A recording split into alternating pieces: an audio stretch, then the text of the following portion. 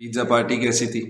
Pizza party तो वो ऐसी कोई पार्टी नहीं थी, वो तो बस घर पे ही बनाया था। इस दफा आयशा और मैं सोच रहे थे कि पहली दफा है कि हम लोग बैठ के पिज्जा खा रहे हैं। Ansar, you've not been to our house. हाँ, he's not. नहीं नहीं नहीं And we've got a wood-fired pizza oven. So we generally invite. If you're a fan of pizzas, तो मतलब I can guarantee कि इस्लामाबाद में ऐसा पिज्जा नहीं खाया। Thin crust, It's a Neapolitan must style, wood-fired, 60 second पाए 30 40 50 पिज्जा बनते हैं एक वक्त में ना। एक वक्त में तो नहीं, I mean, एक के बाद एक। और I can't move for a second वरना वो जल जाते हैं, मुझे नहीं, टाइम 30 नहीं 40 मिलता। 50 क्यों?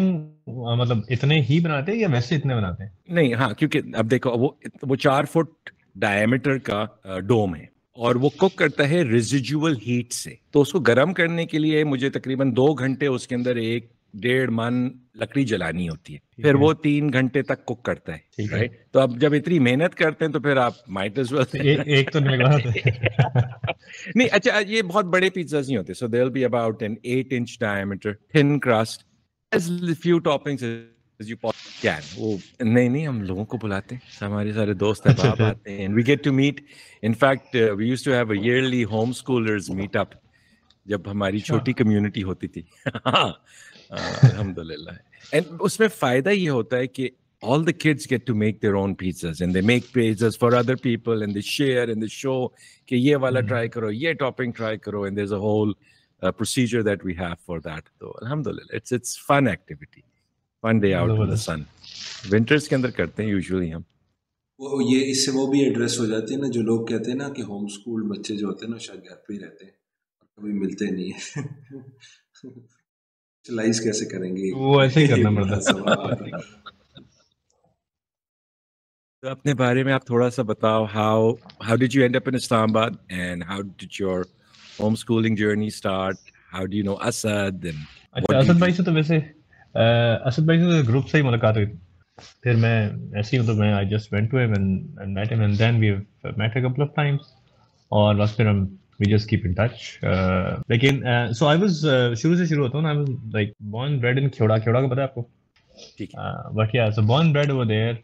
वहाँ पे वो एक मतलब एक क्लोज कम्युनिटी सी थी आईसीआई की, तो Abu was over there working over there, तो समझ लें मोस्ट चाइल्डहुड वहीं गुजरा है। And it plays a lot of मतलब it played an important part in how sort of we think about life as well, क्योंकि वो एक secluded सी लाइफ थी, शहर का हमें कुछ नहीं पता होता था, सादे सादे लोग होते थे, सिर्फ एक जिंदगी का मकसद था कि खेलना है, तो बस इतना खेलते थे कि बस स्कूल तो ऐसे, स्कूल भी शायद मैं खेलने जाता था, बीमार होता था तब भी जाता था क्योंकि खेलना होता था, वो किया। उसके बाद फिर वहीं से सीधा बोर्डिंग स्कूल चले गए। वो तो एक कल्चर शॉक था। वो why I am also putting it forward is कि मुझे ऐसा लगता है कि how I always thought about education, it played the whole all of this journey played an important part. खैर, और when I think about it, तो मुझे लगता है कि शायद होम स्कूलिंग से इतना कोई वो जो नेगेटिव साइड है वो नहीं पड़ेगा, क्योंकि टेक्निकली स्पीकिंग हम भी इन अ वे, अगर आप एनवायरनमेंट की बात करें तो बड़े सेक्लूडेड से, होम स्कूल तो नहीं कह सकते, लेकिन मतलब वही 4 दोस्त थे जिंदगी में, कोई बड़ी सिटी नहीं थी, कोई बड़े केएफसी नहीं देखे थे, कुछ भी नहीं। मतलब तो शहर से आते थे, कहते थे केएफसी खाया है, खुला था उस वक्त केएफसी, हम कहते थे अच्छा भाई वो क्या होता है, तो it didn't matter in the long run. खैर हम चले गए, मैं चला गया बोर्डिंग में, तो बिल्कुल इन्वर्ट हो गया जिंदगी का लेंस, क्योंकि वो तो बिल्कुल ही एक समझ लें आपने एक बिल्कुल सेक्लूडेड से बच्चे को जो ग्रो हुआ उसको वाइल्ड लाइफ में भेज दिया। तो वो तो 1 साल समझ ले, मैंने 3 साल थे, लेकिन 1 साल तो मैंने वो नहीं होता इस कॉम्प्लेक्स में गुजारा कि what just happened. But I think वो एक बहुत ही मैसिव लर्निंग एक्सपीरियंस था इन terms of what I EQ और एवरीथिंग। जिंदगी का पता ही तब चला। पहले तो हम जब वो खेड़ा में थे ना, तो इवन कैश डीलिंग कभी नहीं की थी। हम लोग वो एक हमारा एक क्लब सा होता था, वहाँ पे साइन कर देते थे और you know all of that. Exactly. तो कैश भी नहीं डील किया, मतलब थोड़ा बहुत तो करते थे ऑब्वियसली बाहर से जाना, लेकिन इट वाज नॉट, तो ऐसे ही था, बस सिर्फ खेलते थे। खेला बहुत ज्यादा खेला। फिर उसके बाद बोर्डिंग चले गए। बोर्डिंग में भी एक साल तो लगा, जब मैंने अकेले अपने साथ फाइट किया कि यार ये क्या हुआ है। It was mentally very very stressing, but then made it through. फिर उसके बाद ए लेवल्स के लिए, सो ओ लेवल किया बोर्डिंग से, ए लेवल्स के लिए इस्लामाबाद आ गया, वो भी हॉस्टल रह के किया। 1 साल हॉस्टल रहा, फिर 1 साल इधर चचा के पास रहा, क्योंकि अम्मी अबू तो उधर ही थे, खेड़ा में थे। और उसके बाद फिर मैं नस चला गया इधर इस्लामाबाद में ही, वो फिर चचा के पास रह के किया, नस इंजीनियरिंग की। और then I worked for a bit as an engineer. Then I went for MBA from LUMS. और वो करने के बाद I've been in corporate most time. Corporate कह लें, फिर तो 3-4 साल जैज में रहा. उसके बाद I went to करीम के साथ, फिर through Karim I went to Dubai in a similar setup करीम, फिर वहाँ से एक switch करके एक और startup में चला गया. Then I came back around 2.5 years ago. यहाँ पे एक और startup के साथ था, and now I'm just chilling. So, and where do the kids come in? Got married around I think 2015. और kids अभी 2 हैं, एक फातिमा है who is 7 and there's a son who is 5. Wonderful. Fatima started school when we were in Dubai. तो एक साल गई वहाँ पे school. That was fine, I think. अच्छा स्कूल तो लास्ट वाली जो आप पॉडकास्ट में बात कर रहे थे अजीम भाई वाली में, कि वो ऐसी था कि वहाँ का स्कूल होता तो शायद I mean we would have continued and all. अच्छा था वो, हमने ठीक था वैल्यूज पे भी वो, although there's a risk anyway in Dubai, but then वो स्कूल ठीक था, at least good middle ground. But यहाँ पे फिर आके तो 1 साल वहाँ पे गई, यहाँ पे आके भी 1 साल डाला स्कूल में. एक तो मतलब जो 3-4 स्कूल वैल्यू अलाइनमेंट वगैरह मिल भी रहे थे थोड़े बहुत, उनमें अलहुदा में फॉर एग्जांपल एडमिशन की जगह नहीं थी. EMS we thought about it but didn't, पता नहीं क्यों. और यहाँ पे मुझे एक बहुत प्रॉब्लम था कि गाड़ी का कम्यूट ज़्यादा ना, मतलब ज़िंदगी गाड़ी में ना गुजरे, आना जाना और ये वो. तो घर के पास ही वीकेंड था, वीकेंड में कर दिया. बट वो आधे साल के बाद ही ऐसी तौबा की कि अब it didn't make sense to me कि ये तो बहुत ही काम खराब है. तो या और छोटा गया ही नहीं स्कूल, वो कहता है मेरा स्कूल गाड़ी के नीचे. Okay, chalo, wonderful. And your wife supported you in this transition from Beacon House back home? हाँ. So I mean वही आपके वाली बात है कि एक अकेले बंदे का डिसीजन तो होता नहीं है. अभी भी we are still struggling with a few things. कभी ख्याल आता था, कल ही एक ख्याल आ रहा था दोबारा कि यार ये तो फलां चीज़ इस तरह मैनेज नहीं हो रही. वो मैं आप लोगों से भी पूछता हूँ कि हाउ डू यू और did you go about everything. लेकिन हाँ, तो उसने फिर वही बात है कि मेरा तो माइंडसेट हमेशा से था, लेकिन वो नहीं होता कि जैसे आपने जिंदगी में हमेशा सोचा होता है कि ये करना है, लेकिन उसकी तरफ कोई डायरेक्शन नहीं होती आपकी, बस सोच के बैठे होते हैं ये करना है. तो मैं एजुकेशन को हमेशा ऐसा देखता था, मतलब मैं पढ़ाई वाइज ना बहुत अच्छा स्टूडेंट था, लाइक बहुत ही अच्छा स्टूडेंट था, लेकिन बगैर पढ़ के वो जो नहीं होता खेल के करी जा रहे हैं. तो मैंने भी ऐसे गुजारा सारी जिंदगी. तो मुझे समझ में आती थी स्कूल का कोई मकसद नहीं है जिंदगी में, पढ़ाई में. हाँ, खेलने वाला मकसद था, स्कूल का दोस्तों वाला था, वो मैंने खींचा हुआ था. तो उसमें भी मतलब ओ लेवल तो खैर बोर्डिंग में थे, हमने क्या ट्यूशन करनी थी. ए लेवल्स में ना वो कुछ दोस्त होते थे, वो कहते थे कि फला टीचर से अगर ट्यूशन नहीं पढ़ी ना तो तुम्हारा ही नहीं आता. तो 2-1 महीने मैंने बड़े प्रेशर में आके पढ़ी ट्यूशन. तो मैंने रियलाइज किया, मैंने कहा यार देख, तू तेरी अपनी जिंदगी, मेरी अपनी जिंदगी, तू जाके पढ़, तेरी मेहरबानी. मैं नहीं कर सकता क्योंकि मेरे पास टाइम ही नहीं है खुद पढ़ने का. तो इन द एंड मैंने, वो कह रहे थे तुम्हारा ये नहीं आएगा, वो जो एक माइंडसेट होता है. मैंने कहा ठीक है भाई, नहीं आएगा, मैं 20 स्टूडेंट रह जाऊंगा, लेकिन it doesn't make sense to me कि मैं सुबह स्कूल जाता हूँ, उसके बाद ट्यूशन चले जाता हूँ, तो मैं खुद कब पढ़ूंगा. तो छोड़, मतलब थोड़ी सी पढ़ के छोड़ दी मैंने, और आगे कोई मसला नहीं था. सो मेरा अपना माइंडसेट यही था. हाउएवर बड़ा मुश्किल होता है कि बस वो नहीं होता, हाँ, जैसे एक जिंदगी का रखा हुआ है कि करना ऐसे चाहिए, लेकिन आप कर उसकी तरफ कुछ नहीं रहे. बहुत सारी चीजों में हम इस तरह करते हैं. बाज़ दफ़ा ऐसे होता है, गट इंस्टिंक्ट भी इंसान की होती है कि जो होता है कि यार ये डायरेक्शन ठीक है, लेकिन क्यों है, क्या है, आपने इतना कुछ नहीं पढ़ा किया होता. हाँ, हमारे केस में ये था ना कि वो ज़हन में नहीं आ रहा था कि वो शुरू कुछ कर नहीं रहे थे उसकी तरफ. तो गुड पार्ट के वाइफ ने आई थिंक वैसे ही, या मुझे नहीं पता कैसे हम उस तरफ चले गए, लेकिन PTCC कर लिया. उसके बाद ना it start to become easier. हमने कहा अच्छा यार इट कैन, ऊपर से फिर स्कूल के कुछ वो all of that sort of fail into place in the right time, कि वो स्कूल से अलग मसले हो रहे थे. तो हमने कहा यार ये ट्राई करके देखते हैं. तो इट्स बिन 2 years. सो फातिमा तो 1 साल वहाँ गई, 1 साल यहाँ गई, उसके बाद अब दूसरा साल है जब स्कूल नहीं जा रही. और हमने तो खैर किया ही नहीं. तो या वो उससे आसान हो गया. आई थिंक उसके बगैर तो हो ही नहीं सकता. She spends most time with them etcetera. इसमें PTCC ने वैसे काफ़ी अच्छा, सलमान साहब ने एक फाउंडेशनल जो काम किया है ना, उसमें काफ़ी लोगों को असिस्टेंस हो गई है इस तरह की. काफ़ी कुछ बेसिक लेवल के, फाउंडेशनल लेवल के क्वेश्चंस होते हैं जो कि आंसर हो जाते हैं, वरना बंदा थोड़ा कंफ्यूज हो रहा था एटलीस्ट इन द स्टार्ट. जब आप इस साइड पे आते हैं। दूसरी एक और आपने बात बड़ी इंटरेस्टिंग की, जो आप बात कर रहे थे ना अपने बचपन की, ये प्ले टाइम बहुत गुजारा, बहुत खेल कूद में गुजारा। ये खेल कूद ही बड़ा ज़रूरी है सबसे ज़्यादा, और यही मुझे लगता है कि आजकल बच्चों की ज़िंदगी में से माइनस हुआ है, जिसकी वजह से ये एक बहुत फंडामेंटल रीज़न है, जिसके बाद जो है जैसे कहते हैं ना हमारी ग्रोथ बहुत अफेक्ट होती है इस चीज़ से। और आप जैसे कह रहे हैं ना कि you are always a very good student, I think इसका बहुत बड़ा मेजर पार्ट जो है ना, that is because of that play जो बचपन के दौरान आपने किया। तो मैं आपको थोड़ा सा बचपन का सुनाता हूँ ना, इंटरेस्टिंग। सो वो अच्छा बचपन में 8 से पहले ना, या इवन ओ लेवल से पहले अच्छा स्टूडेंट वगैरह ऐसे नंबरों में नहीं था, बॉटम ऑफ क्लास चुप करके खुश खुश हम क्लास में बॉटम से थर्ड आता था। मैं बड़े खुश थे इसमें कि हम बड़े सही थे। मतलब कोई एक एहसान जो पेरेंट्स ने किया ना, वो लेटर उन्होंने शुरू में तो बहुत प्रेशर डाला, ऑब्वियसली पढ़ाई का प्रेशर, सब बच्चों से कंपेयर हम होते थे, जो कजन्स वगैरह थे वो कजन फर्स्ट वो सारे होते थे, हमने कहा बस हम ऐसे ही हैं।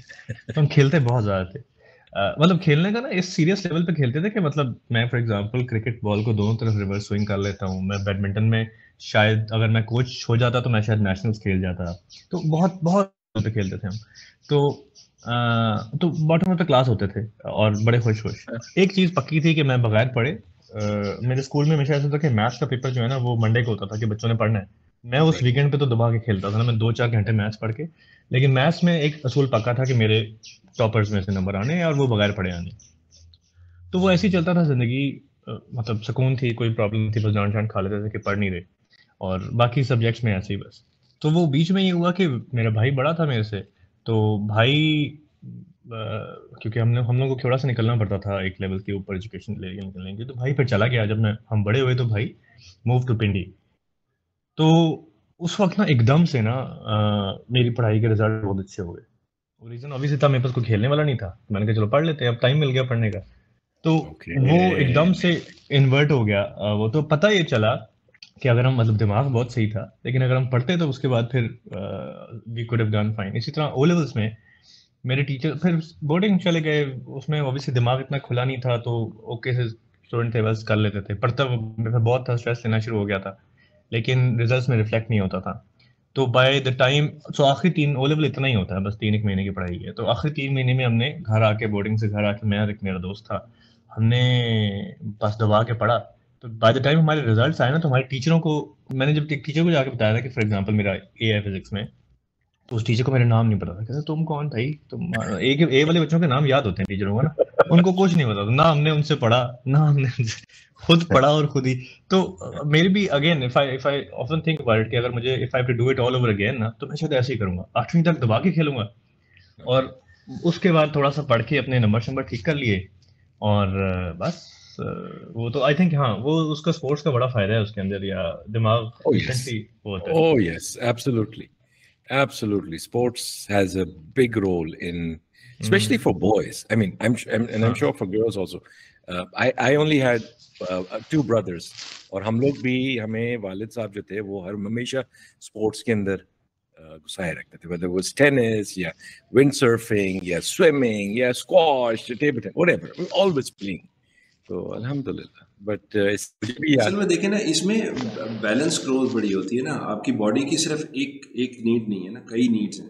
मतलब फिजिकल नीड भी, आप भागते हैं, खेलते हैं, और एक आपका ब्रेन का डिफरेंट साइड जो है ना एक्टिवेट होती है। एक आप जैसे एक किताब पढ़ रहे हैं, आप कोई थियोरेटिकल काम कर रहे हैं, मतलब कोई मैथ्स कर रहे हैं, कोई और चीज़ कर रहे हैं, उसके अंदर आपके डिफरेंट फैकल्टीज ब्रेन की इस्तेमाल हो रही हैं। जब आप बाहर खेल रहे हैं, आप क्रिकेट खेल रहे हैं, आप फुटबॉल खेल रहे हैं, गिरते हैं, चोटें लगती हैं, आर्ग्यूमेंट्स होती हैं, मतलब आप 10,000 किस्म की चीज़ें सीखते हैं दूसरे लोगों से।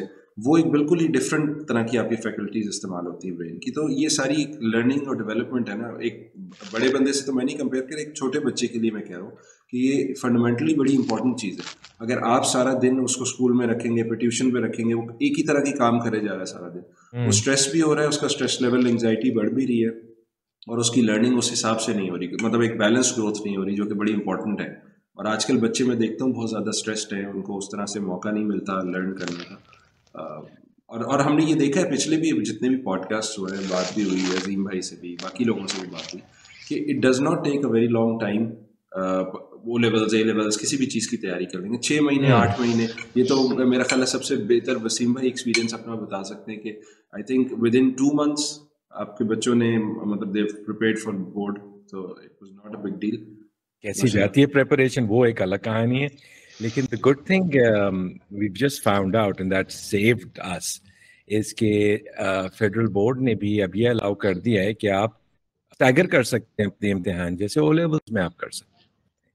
2-4 सब्जेक्ट अभी ले लें, फिर 2-4 सब्जेक्ट्स बाद में ले लें, वो सारा एक साथ। लेकिन माशाल्लाह your eldest she is already done that right, मतलब दिया भी था जी जी बोर्ड जी का। जी जी जी जी और लेकिन वो 5th का था, so this is now 9th which now she is going to sit for in Ramzan जैसे शुरू होगा उनके इम्तिहान शुरू हो जाएंगे, तो अल्हम्दुलिल्लाह अल्हम्दुलिल्लाह। नहीं, इससे मुझे याद आता है कि हमारे स्कूल के अंदर वो एंड ऑफ ये रिपोर्ट्स आती थी वापस पेरेंट्स को ना, वो हर टीचर लिख के देता था, तो उसके अंदर हमारे फिजिक्स टीचर ने लिख के देता था कि Waseem does the absolute minimum possible. हमारे वालिद को इससे बहुत कोफ्त होती थी कि भाई ये क्या नॉनसेंस है, you know why can't you put in more effort. हमारे उस वक्त खेल कूद के जमाने थे, यू नो। अल्हम्दुलिल्लाह। वो एक दफा क्या हुआ ना, मुझे याद है 8th 6th के 7th में ना, वो लॉज ऑफ फिजिक्स पढ़ रहे थे क्लास में ना, तो अच्छा मेरा हमेशा ये होता था ऐसे ही ना, मतलब तकलीफ नहीं होती कि किताब वाली एग्जांपल नहीं लिखी आनी पेपर में ना, ऐसे ही किसी ने कुछ कहा हो कि अपनी एग्जांपल सोचो ना, किताब वाली लेके आते थे सारे। राइट। तो वो सेकंड जो लॉ है ना, action is equal to reaction वाला, उसके अंदर मुझे याद है कि क्लास में वो हुआ, वो उसमें किताब में एक बनी हुई थी कि रॉकेट उड़ता है तो वो एक्शन इज रिएक्शन है, या बॉल दीवार पे मारते हैं तो वापस आते तो एक्शन इज रिएक्शन है। अब मेरे ज़हन में एक तो बॉल वाली चीज़ से तो ऑब्वियसली थोड़ा स्पोर्ट्स से ताल्लुक था, तो ज़हन उस तरफ था, तो मैं सर से पूछूं कि यार सर मैं बॉल मारता हूँ वो इक्वल तो नहीं वापस आती, थोड़ी सी आगे गिर जाती है। अच्छा, इस तरह की मैंने 3-4 और एग्जांपल्स बना के मैंने पूछी। यार आप इमेजिन करें मुझे टीचर ने क्लास से बाहर निकाल दिया कि तुम वो मेरी जिंदगी एक होता है ना जिंदगी में एक चीजें याद रह जाती हैं, वो मुझे याद रह, उसने मुझे कहा कि ऑल्दो ठीक है मैं थोड़ी सी शरारत कर रहा था, मतलब थोड़ा सा मेरे माइंड, लेकिन मैं जेन्युइन क्वेश्चन थे मेरे, बट शायद मैं इतने ज्यादा पूछ रहा था, उसने मुझे कहा कि तुम मुझे तंग कर रहे हो, तुम क्लास को डिस्टर्ब कर रहे हो। 2-4 मैंने पूछा, उसने मुझे क्लास से बाहर निकाल दिया। मैंने कहा यार मतलब कुछ और करके निकल जाता मैं बाहर, सवाल जेन्युइन सवाल पूछ के बाहर। तो ये वाला जो फैक्टर था ना स्कूलों का, ये मुझे कभी भी समझ में नहीं आया था, उस वक्त भी था, अभी भी है और रहेगा और रहेगा। हाँ, और रहेगा। इट्स प्रैक्टिकली नॉट पॉसिबल कि एक बंदा जो उसकी अपनी जिंदगी में भी टेंशन है जो हमारी जिंदगी में, और वो आके बड़े सब्र के साथ बच्चों को ट्रीट कर जाए। It's very very unlikely, very unlikely, special people who can pull it off. In Islamabad, where are you located? Are you Pindi towards actually, Asad side? Okay, so you're in Pindi. हाँ, लेकिन दोनों के बीच में waste. Acha, so that's another homeschooling mother told us that. She was like, I live right outside Pindi, right? And she's like, I'm actually very lucky because 20 minutes के अंदर मैं इस्लामाबाद वाले co-op से पहुंच जाती हूँ, 20 minutes के अंदर मैं पिंडी वाले co-op से पहुंच, बेरिया DHA वाले co-op से पहुंच जाती हूँ। So she's so active कि वो मना कर रही होती है, नहीं मैं इसमें नहीं जा सकती, I have to go there, yeah. And the kids, subhanallah, inshallah we'll have them on our podcast at some point. They're such wonderful kids and they come up with such interesting solutions and complete out of the box thinking. वो जिस तरह आपने अभी mention किया ना कि वही किताब वाला एग्जाम्पल वो नहीं देते, वो पता नहीं कहाँ से ढूंढ के लाते हैं चीजें, और आप मेस्मराइज रहते हैं उनकी फीडबैक और उनकी एक्सप्लेनेशंस पे ऑन व्हाई दिस हैपेंड।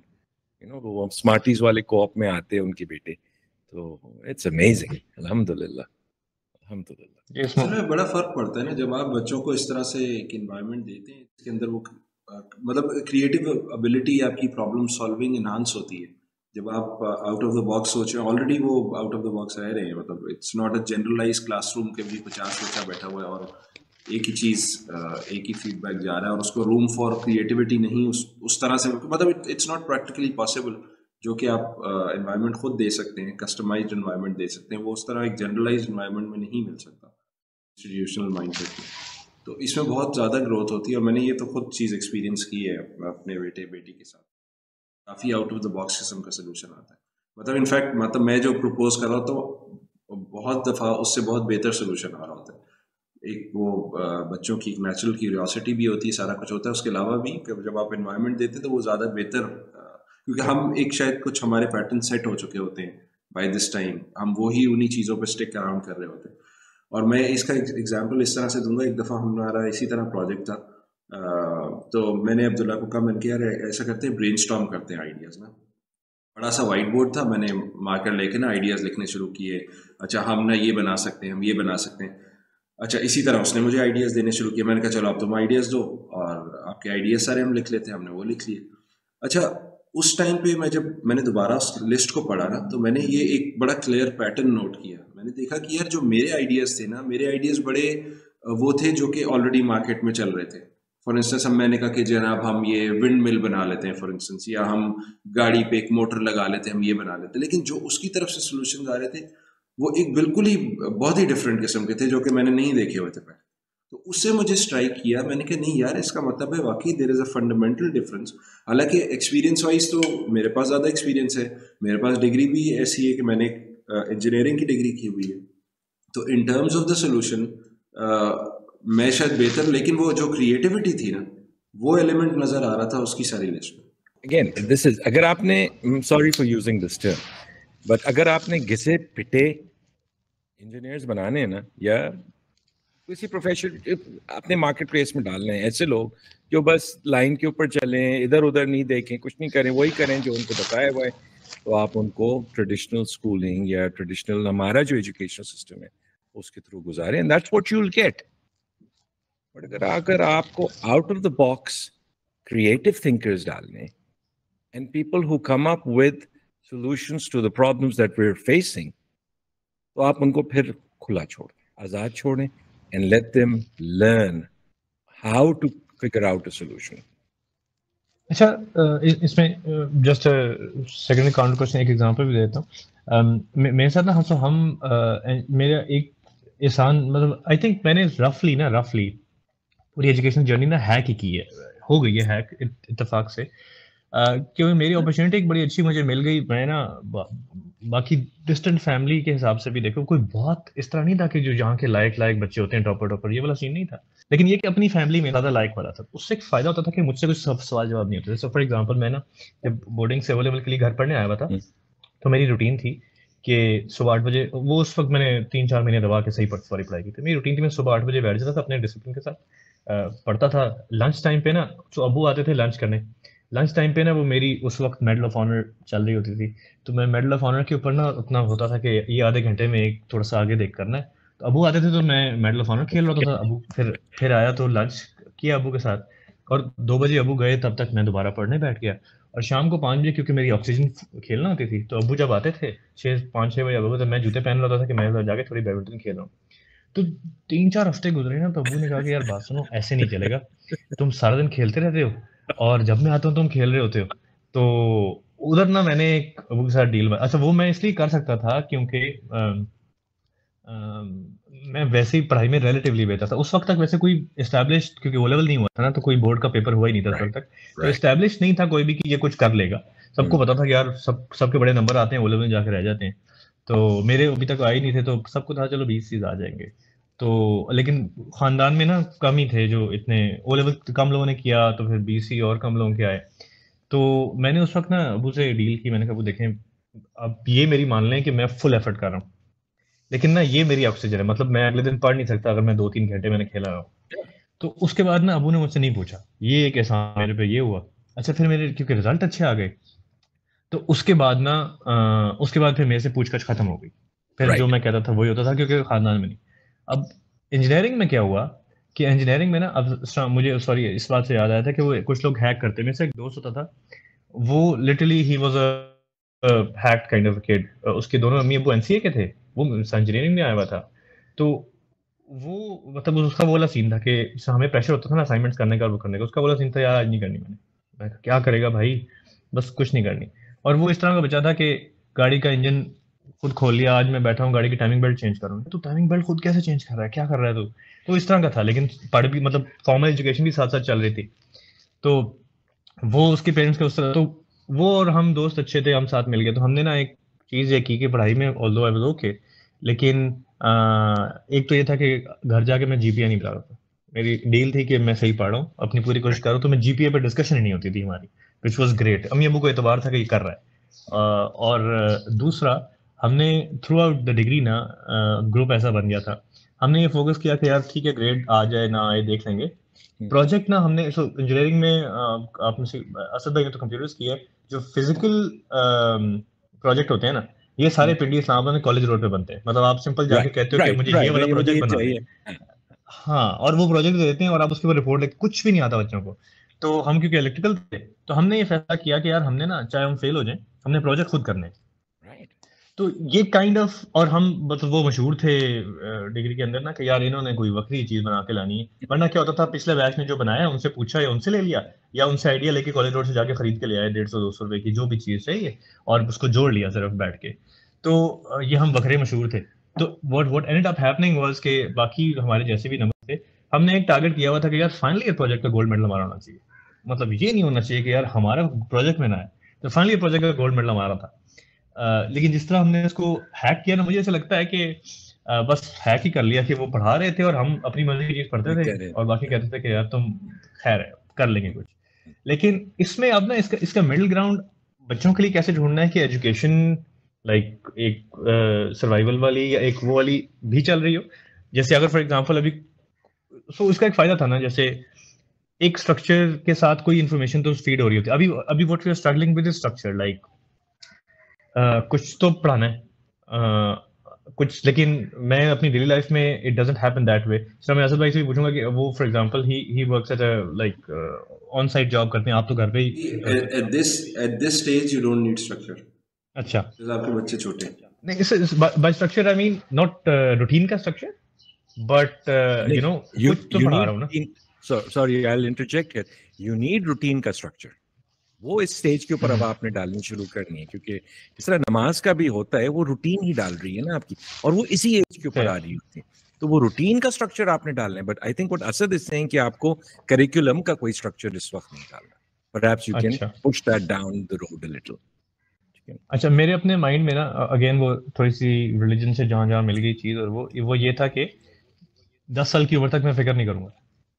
10 के बाद थोड़ा सा करना शुरू करेंगे कि क्या अभी अभी का एक चैलेंज फॉर एग्जांपल जो है ना, चलें लेट्स पुट दैट फॉरवर्ड, इसकी जो बेटी है ना मेरी, उसको क्योंकि उसने 1-2 साल स्कूल देखा भी है, उसको ना शी क्रेव्स फ्रेंडशिप्स। लाइक अब वो कहती है कि जब इस तरह के कोऑप्स में जाती है ना, उसको बहुत ज्यादा लगता है कि मतलब वो बहुत ज्यादा मिस करती है कि यार फलान से दोस्ती होगी, लेकिन मैं अब उससे अब कब मिलूंगी, या उससे वो क्या करूंगी। तो उसके केस में तो अब ये फील होता है कि यार वो वाला पार्ट वो लैक करती है। स्कूल अगर भेजना भी हो ना, तो इस चक्कर में भेजेंगे कि चलो थोड़े दोस्त बन गए, थोड़े वो हो गया, थोड़ा सिस्टम चल गया।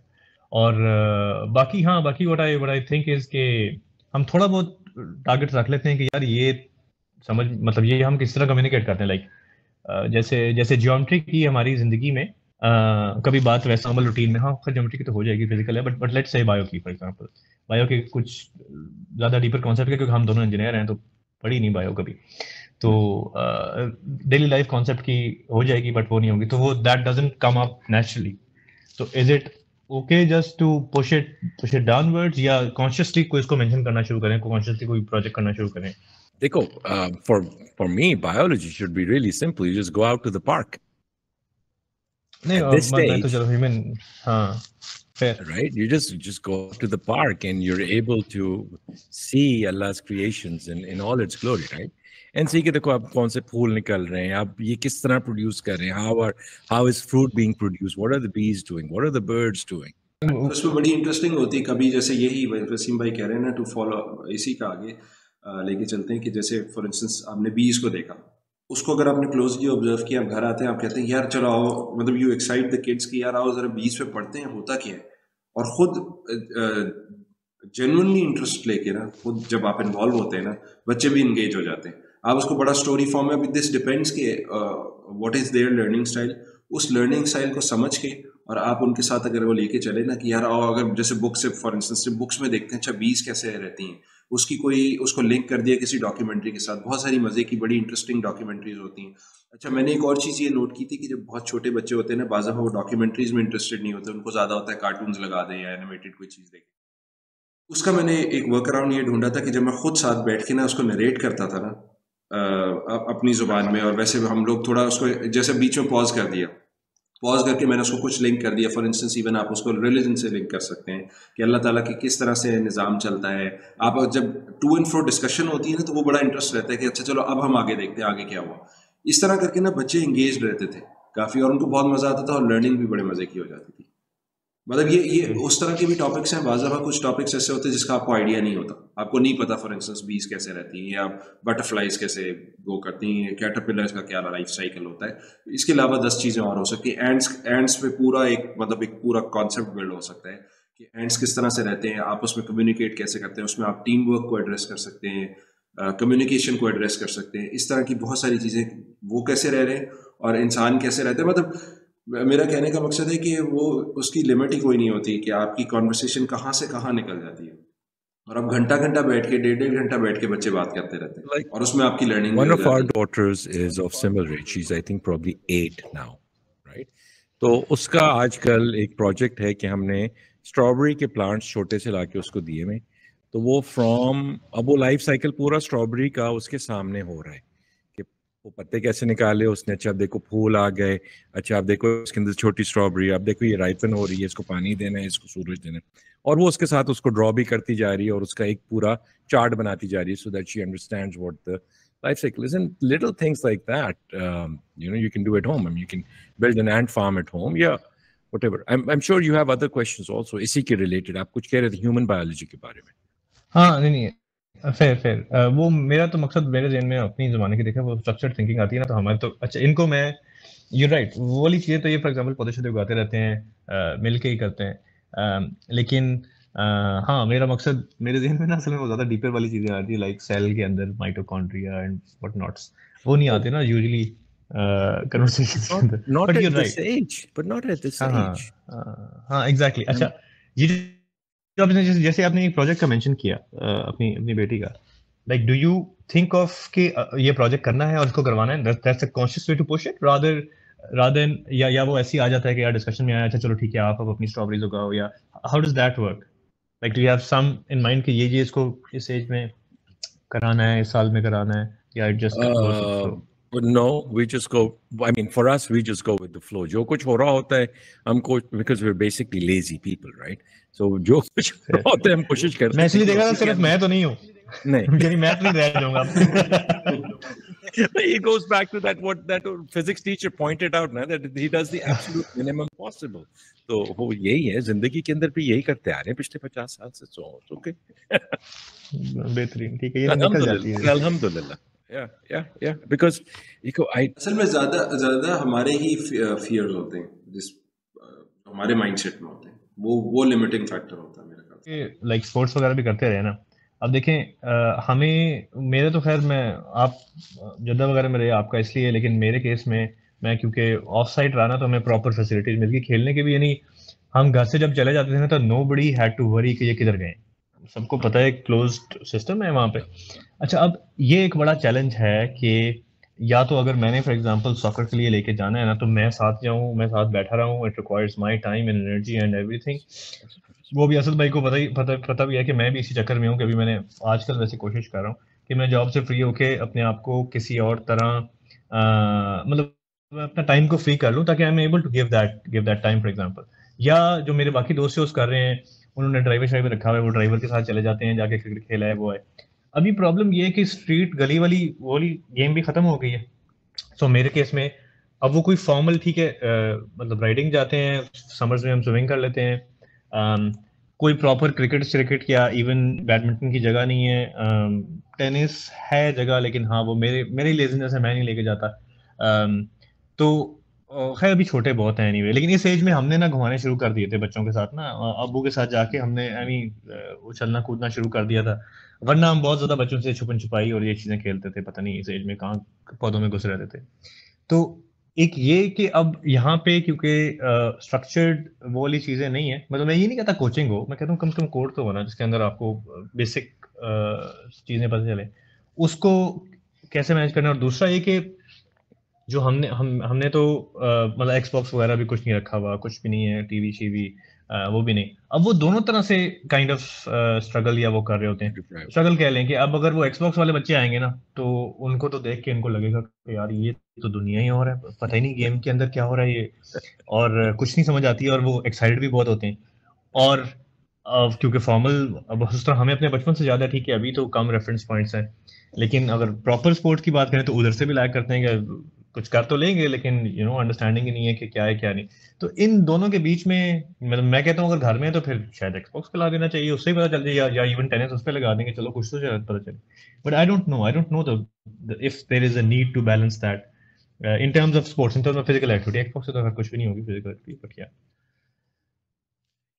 I don't think the Xbox is going to cover the physical activity part of it. हाँ वो तो बिल्कुल भी नहीं। For children of your age, I mean, all they need is a morning walk in the park. That would be ideal. Find trees for them to climb on, or their swings, monkey bars, वगैरह होते हैं. That's all the exercise they need at this stage, right? Yeah, when they get maybe 10, 11, 12, then you can see कि भाई इस बच्चे का team sport में ज़्यादा रुझान है या इंडिविजुअल बैडमिंटन टेनिस वगैरह की तरफ है, right? And you can then see कि अच्छा मेरा किस में ज़्यादा इंटरेस्ट है, कौन सी facilities are obviously available, and what can easily be managed. Right? But I think you can kick that can down the road a little just by taking them out to the park, and if they enjoy it, maybe start running with them, or something like that. Because we do that, alhamdulillah. And when we, I mean, आजकल नहीं हो रही, लेकिन अभी हम लोग daily walk पे जा रहे थे with the girls, and that was a great time. Just 5 kilometer walk, आधा पौना घंटा chit chatting with them, and then उसके अंदर सारी exploration, और ये bats क्या कर रही हैं, वो क्या कर रही हैं, things like that. और आपके केस में ये मतलब एजुकेशन वाली साइड कह लें, या इन जनरल वो आपकी वाइफ ही मैनेज कर रही होती हैं, या लाइक डे टाइम में भी आप अवेलेबल होते हैं इन चीज़ों के लिए? Yeah. So I work from home, alhamdulillah. So, and that was the primary reason I didn't like sending kids to school, क्योंकि वो मैं उनके साथ टाइम गुजारना चाहता हूँ. Why would I want to be away from them? Which is completely opposite to what parents are generally, कि वो कहते हैं भाई इनको स्कूल भेजो, ये छुट्टियों के अंदर घर पे पूरा दिन है, हम तो तंग आ गए, इनको स्कूल भेजो. So that's a concept that's completely alien to me. तो नहीं, मैं उनके साथ टाइम गुजारता हूँ, और लेकिन कोशिश हमारी पहले दिन से यही है कि बच्चे खुद पढ़ें, राइट?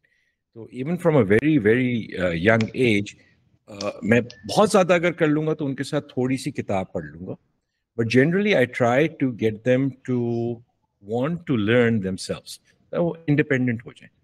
तो जैसे जैसे बड़े होते जाते हैं वो फिर खुद ही करते रहते हैं, जिस तरह हमारी वही बात है ना, आप जब इनकलकेट करते हैं ना द लव फॉर लर्निंग, तो आहिस्ता आहिस्ता बच्चे खुद इंडिपेंडेंट होना शुरू हो जाते हैं, उनको एहसास होना शुरू हो जाता है कि यार ये चीज़ बड़ी इंपॉर्टेंट ना. उससे पहले आप कोशिश हमारी जनरली ये होती है लोगों की कि यार हम पढ़ा दें इनको. पढ़ाना मकसद नहीं है, पढ़ लेगा वो खुद, पढ़ना इतना कोई मुश्किल चीज़ नहीं है. आप अगर वो ये तलब उसके अंदर पैदा कर दें तो वो आराम से उस चीज़ की तरफ चला जाएगा. लेकिन अगर उसको तलब ही नहीं, आप कोशिश करे जा रहे हैं, आप जोर ज़बरदस्ती कर रहे हैं, तो वो पढ़ तो लेगा किसी तरह के सेट पसट के, लेकिन उसका एंड गोल ऑब्जेक्टिव आप उसको एम्पावर नहीं कर रहे होंगे. वही बात है, इन थ्योरी ये बात हमेशा से ठीक लगती भी थी, और मैं तो इसी का बिलीव करता भी था, लेकिन वो थोड़ा थोड़ा डर उस चीज़ से लगता है ना कि हमें अपनी क्लास में ना वो वाले बच्चे भी याद होते थे जो जिनको कोई नहीं पूछता था कि वो कर रहे हैं कि नहीं, वो लिटरली ज़ाया हो गए. किसी ने कहा नहीं, किसी ने पूछा नहीं, और वो बेचारे नहीं, but that's your job ना. Your job is to ask exactly and to ensure कि वो कर रहे हों, but their job is your job is not to do it for them or do it with them. अच्छा, इसकी मैंने ये चीज़ ऑब्जर्व की, सीखी भी है. ये क्योंकि वही जो हम बात अभी कर रहे थे ना कि ज़्यादा हमारे अपने फियर्स होते हैं, और इन फियर्स को ओवरकम करने के लिए ज़्यादा ये कि हम अपने आप को एम्पावर करें. अपने आप को आप एम्पावर इस तरह कर सकते हैं by reading books. There are lot of books on parenting, natural learning, इसके ऊपर कि किस तरीके से इंटरेस्ट लेड लर्निंग, किस तरीके से बच्चों को एम्पावर करना है. तो बहुत सारे जो हमारे सवाल होते हैं ना वो उससे आंसर हो जाते हैं, और विद टाइम उससे कॉन्फिडेंस भी ऐड होता है कि यार नहीं, अच्छा ठीक है, अगर मैं ये चीज़ कर रहा हूँ तो इसका प्रॉब्लम नहीं होगा. क्योंकि अभी बहुत सारी ऐसी चीज़ें होती हैं कि हमें क्योंकि खुद नहीं पता होता, तो हमारा वही फियर एक्ट कर रहा होता है कि यार हम स्कूलिंग सिस्टम से गुजरे हुए हैं, पता नहीं मैं ये नहीं करूँगा तो यार ये पीछे रह जाएगा, या ये इसकी लर्निंग जर्नी ख़राब हो जाएगी, या ये ना ये पढ़े ना, ये आगे डिग्री कैसे लेगा. मतलब वो एक चलता रहता है, सवाल पे सवाल आते चले जाते हैं, वो सारा फियर होता है आपका। तो जितना अपने आप को एज पेरेंट्स एम्पावर करेंगे थ्रू नॉलेज, तो ये ऑटोमेटिकली खुद ही मुझे लगता है कि आंसर हो जाती है चीजें। Ansar, you turned out well. I turned out well. Alhamdulillah, passable. Okay. तो Alhamdulillah. और ये आबिद अंकल ने कवर किया था in a previous podcast कि भाई the ilm is inherent, intrinsic inside you. अल्लाह ताला ने आपके अंदर ये बनाया हुआ है, ठीक है, वो आपके अंदर फितरत में है। आपने उसको सिर्फ एक एनवायरनमेंट देनी है कि वो खुद उभर के निकले, फिर आप देखेंगे क्या। वो वैसे बड़ा इंटरेस्टिंग पॉडकास्ट है, इंशाल्लाह this Friday it will be on, वो सुनने वाला है।